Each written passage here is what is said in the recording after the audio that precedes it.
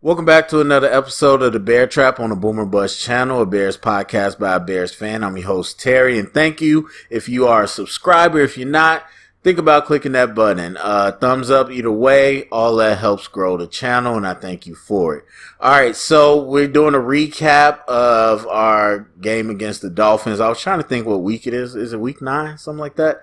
Anyway, so we ended up losing against the Dolphins in a tight game, and look, I understand that this is the type of game people love. They love the shootouts. They love the fantasy points for betting, mostly, stuff like that. Look, I'm probably like 55 percent defensive coach, 45% offensive coach. Almost split, but I play defense, so my heart leans a little defense. This was an ugly game, in my opinion. I know for whatever reason, people, when they see shootouts, are like, oh, that game is so great. And I'm just like, obviously, if they put up that many points, it wasn't great. Unless the defense is, scoring touchdowns too, like that famous Rams-Chiefs game. But this was not that. Anyway, so it was an ugly game to me. I mean, some ugly defense being played. The Dolphins come in. I mean, they're middle of the road defense for the most part. We know Bradley Chubb is new and he was on the pitch count. So outside of him, they didn't really have a legit edge rusher, of any high caliber. And Byron Jones has been out the whole year. They tried to trade him. Xavier Howard's been in and out of the lineup. So just overall, I mean, you talk about the Dolphins defense that is kind of middle of the pack. And they just had no answers for Justin Fields today. I mean, you talk about one of the worst game plans I've seen against Justin Fields. It was kind of crazy to see, where after halftime, I wouldn't say they didn't make an adjustment, but it didn't work if they tried to, because they let the edge go so much. Like, it's one thing for Justin Fields to scramble. It's a whole nother thing to leave the edge open for these boots and all that stuff and the nakeds, where now, he's getting on the move and he's able to do something. So I think that was one of the worst game plans. Like I said, we've seen some teams that early on, they switch it up. They start punching that backside, and they really didn't give Justin Fields a choice, but the Dolphins just were not good. Now, we obviously weren't good either. I mean, I think this is the type of game you get when both defenses don't have a pass rush. This is what you end up seeing. And they got Justin Fields late. They almost had Tua a few times, but it wasn't that many sacks in this game. So that's kind of how that goes, especially when you got a guy like Waddle or a guy like Tyreek Hill and Waddle. And a lot of time, you're going to be able to do something. And then Justin Fields, I don't think it was, obviously he didn't play like Tua at all. It was more him running and the threat of the run that allowed the Bears to do what they need to do. So I told you before, I mean, it's interesting because people keep blaming the O-line, and I'm not saying they're great. But when they talk about our struggles as a passing team, people like to blame the O-line, say how trash they are. Like, I seen comments today talking about sorry excuse for an O-line, and yet we are the top in the league. Like, just because you run the ball the most does not automatically mean you're going to be the best in the league at it. And while granted, a big chunk of that is Fields just scrambling, we still have been a pretty potent, running attack. And so you can't sit here and look at our ability to run the ball consistently and not give the offensive line credit. So that's how I feel personally. As I told you all year, I went through the film again. Better Bears fans, if you're watching this, you know that it's sometimes Justin Fields, it's sometimes the O-line, it's sometimes the receivers, sometimes the coaching and the play call. It is not one thing. It never will be one thing. So that narrative needs to go out the window. And again, the Dolphins aren't a great defense. I personally still don't think the Cowboys are great, defense in terms of like elite status, but even if you count them, the Bears have consistently been able to put the run game together. And so you cannot sit here and discount the O-line. No matter how many combinations we've had, you cannot discount them when we've been able to do this as a run team. Obviously, they have talent. So there's that. Defensively, I mean, what did we expect? It actually wasn't as bad as I thought. They really killed us in the intermediate game.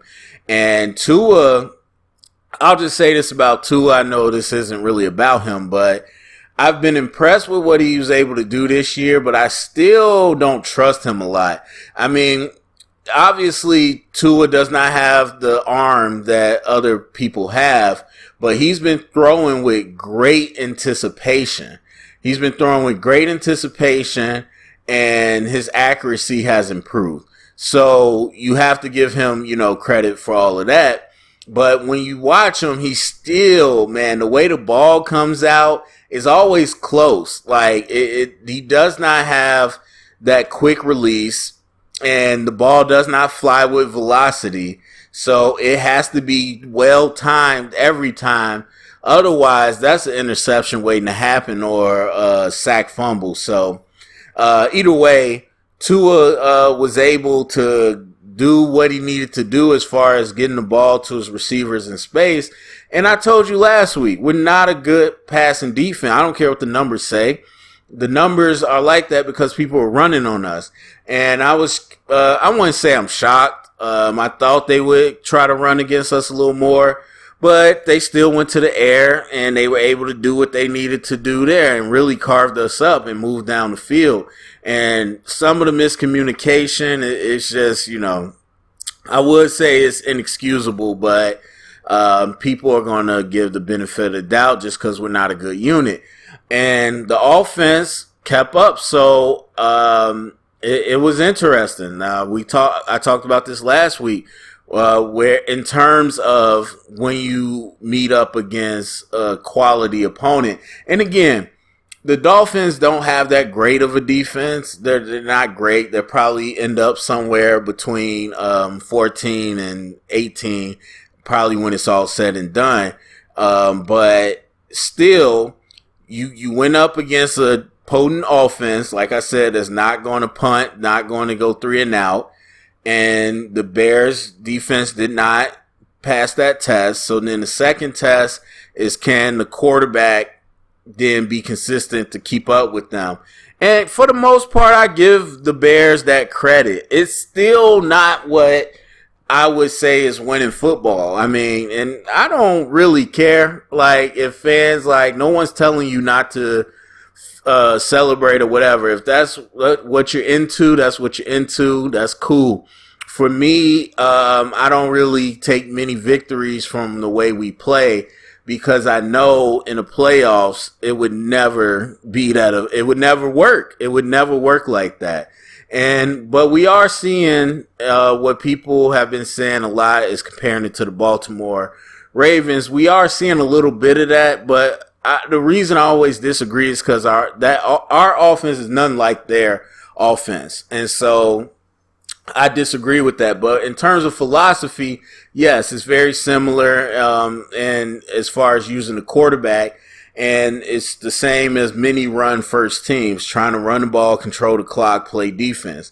As I said, the difference is this year we don't have a defense that can play that type of philosophy. And we've seen that, throughout the season. And so when Lamar won his MVP and all that, we do not have nearly that type of defense. And the few times that we got behind the chains, you saw our offense go right back to what it was like. And it concerns me a little bit because Justin Fields' accuracy just is so poor in those situations. And I know people are going to be like, the completion percentage, touchdown. That's not what I'm talking about. Off a play action, off a run fake, or on a move, on a scramble, that's completely different. When we get behind the chains and we really have to, play a traditional drop back passing, Not only were we not effective, but Justin Fields' throws just looked terrible. So, and I know he's more accurate than that, but as I said, you can't have it really both ways, man. This is a repetition sport. This is a time on task. If you are running for 100 yards as a quarterback a game and the team is running and you're only doing play action passes, you're not really going to get into drop back pass mode, 4-minute offense, 2-minute offense, and be able to execute, which is why even in those moments we've seen Justin Fields scramble. Even when it is a clear passing situation. Now, he's been able to pick up first downs. He's been able to be effective. And so people are like, oh, well, it's fine. But the probability is not there. Like, you play 10 games and you look at, and I'm talking about, like, against random opponents.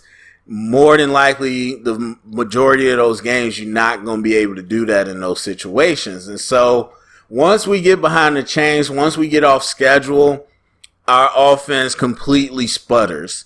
And so we still obviously have that level to get to. But like I said, not really the Ravens offense, but the philosophy is the same. And just like they leaned on their defense a lot. Like the Ravens pick up a lot of first downs and definitely try to score it when they can, but most of the time they're not an explosive 4-play and score type team, and they're not a come from behind 14 points type team. And so we see a lot of that similarity again because we don't have that defensive, to that level. And so there's no way we could really consistently win with this philosophy. But anyway, so Claypool comes in and pretty much exactly what everybody expected. Well, most analysts expected. He's going to have a small package of plays that were pretty simple. He ran some go balls, a jet sweep, and a whole lot of bubble smoke plays. And that's pretty much what you're going to expect. And again, a little weird that Justin Fields completely missed a lot of the bubble plays. With bad accuracy, but either way, that's just kind of what we expected to get him involved a little bit. But like I said, we weren't going to flip the offensive philosophy. It was going to be a small package, and it will continue to evolve. But it was never going to be like, oh, Claypool's here, now we're about to just completely do something different. That never was going to happen. And he's fine. As I said in my initial reaction to the trade, he's a good player. It's not bad to have him. So I have no issue, I have no reason to believe that he won't come out and be able to run, or he won't be able to come out and break some tackles or make some people miss in space. Like, of course, he's a big athlete. The real question is, when you got one-on-one coverage consistently, can you beat it? And if the coverage is doubling you, can you beat it? And that'll be down the line because I don't even think our offense is there yet. So on top of that, I mean, you got to acknowledge the play of the flag. I think to me, the Dolphins play, the non-call that everybody thought was a flag against Claypool, to me, it's kind of 50-50. I mean, I don't think he affected him a whole lot. But you go back to Jackson's play, that was 50-50 ticky. I wouldn't say 50-50. It's just ticky-tack. Because there was contact, but did that contact really impede the ability for the receiver to catch the ball? And I don't think so. I would lean towards not being a flag. But if you're going to call it on Jackson, then I think, yes, you need to call that one on the Dolphins.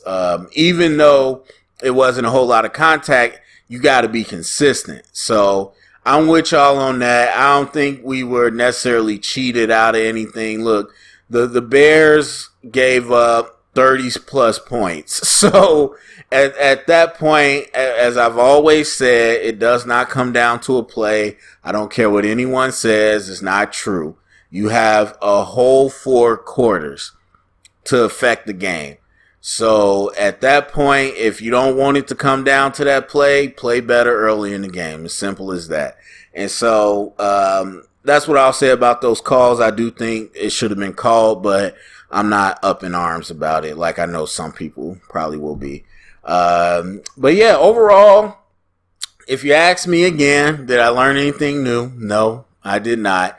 The only thing I thought was interesting with the Dolphins is in that we've seen a little bit throughout the year is that, as I kind of said this from the first week, when you can be so bad that it ends up working for you.